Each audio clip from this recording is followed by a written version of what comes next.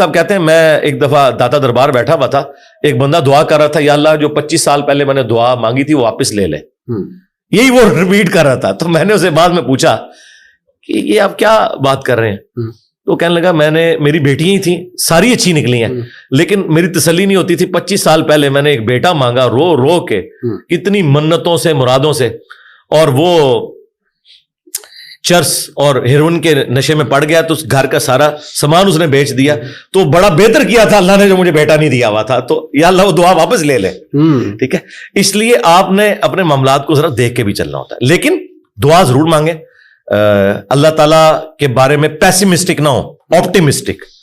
نبی الاسلام کی حدیث ہے بخاری مسلم میں کہ کبھی یوں بھی دعا نہیں کرنی کہ اگر یا اللہ تو چاہے, اگر وگر نہیں, پورے پیشن سے مانگے, صحیح دعا مانگے.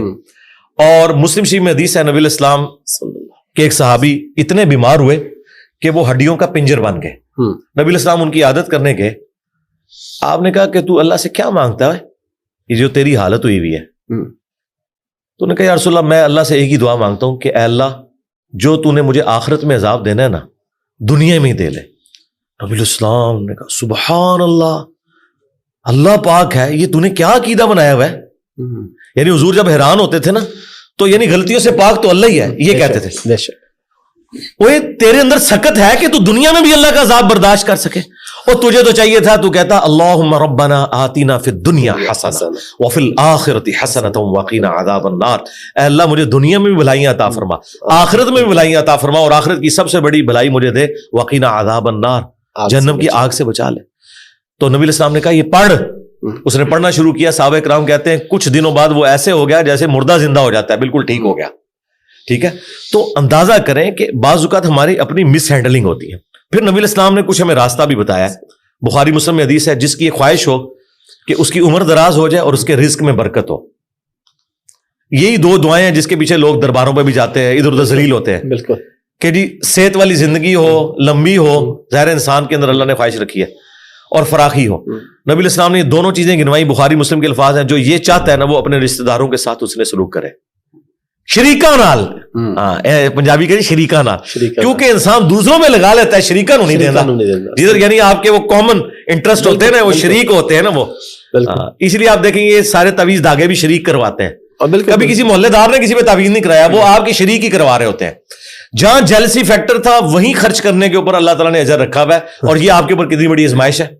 جہاں آپ خرچ نہیں کرنا چاہتے وہاں آپ نے خرچ کرنا ہے. اب جو آپ نے وسیلہ اور توسل کی بات کی وہ صحیح بخاری میں حدیث ہے 1010 نمبر حدیث 1010 کہ حضرت عمر فاروق رضی اللہ تعالیٰ کے دور میں جب قحط پڑ جاتا تو وہ دعا کرتے اللہم, اللہ تعالیٰ کو مخاطب کر کے, ٹھیک ہے, کہ اے اللہ انا کننا نتوسل الیک بنبینا, پہلے ہم تیرے نبی سے دعائیں کروایا کرتے تھے, اب ان کی وفات کے بعد ان کے چچا کو لے کے آئے, ان کی دعا کی برکت سے بارش نازل فرما, اور وہ بارش نازل ہو جاتی.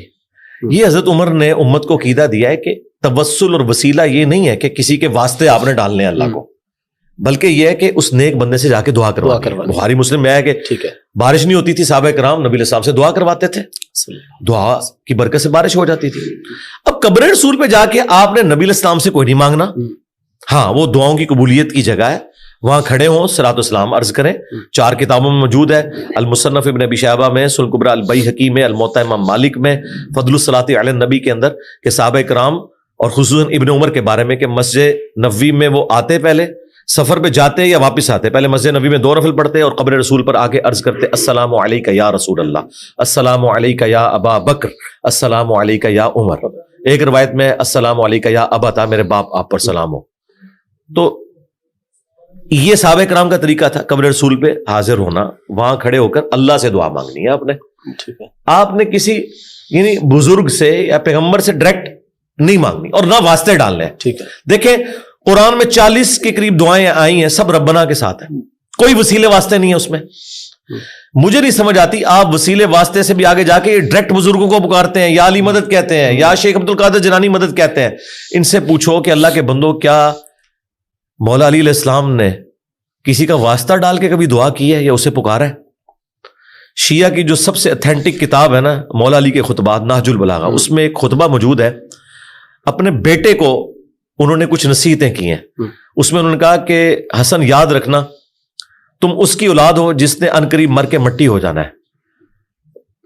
بقا صرف اللہ کی ذات کو ہے. حسن جب بھی تجھے مصیبت اور پریشانی ہو صرف اسی کو پکارنا, اور اے میرے بیٹے حسن یاد رکھنا اللہ کی بارگاہ وہ ہے جس میں اس نے اپنے لیے کوئی دربان بھی مقرر نہیں کیا. تم ڈائریکٹ اللہ سے مانگو. اب مجھے بتائیں اگر یا علی مدد کا عقیدہ ہوتا تو سب سے پہلے وہ اپنے بیٹے کو سکھاتے حسن ابن علی کو. بالکل. اگر حسن ابن علی کو یا علی مدد کا عقیدہ نہیں سکھایا گیا تو باقی تو شاہی کوئی نہیں. پھر یہ سارے انہوں نے گھڑے ہوئے عقیدے.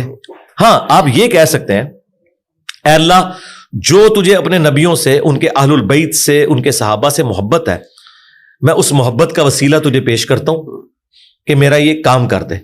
یہ اللہ کی صفت کا وسیلہ ہوگا. ٹھیک ہے. وَلِلَّهِ الْأَسْمَاءُ الْحُسْنَى فَادْعُوهُ بِهَا. اللہ کا اپنے پیغمبروں سے محبت کرنا یہ اللہ کی صفت ہے, اس کا آپ وسیلہ پیش کر سکتے ہیں. ٹھیک ہے. اس طرح نیک اعمال کا وسیلہ وَاسْتَعِينُوا بِالصَّبْرِ وَالصَّلَاةِ, نماز اور صبر کے ذریعے اللہ کی مدد چاہو. بالکل آپ وسیلہ پیش کریں. وہ 3 لوگ وہ غار میں پھنس گئے تھے, بخاری مسلم میں آتا ہے, انہوں نے اپنے عمل کا وسیلہ پیش کیا. یہ آپ کریں, بالکل کریں, اس میں تو کوئی شک والی بات نہیں. لیکن یہ جو واسطے ڈالنا فلانے دا صدقہ فلانے, یہ کوئی ثابت نہیں میرے بھائی. اس طرح کی کوئی روایت اصول محدثین کے اوپر صحیح نہیں ہے.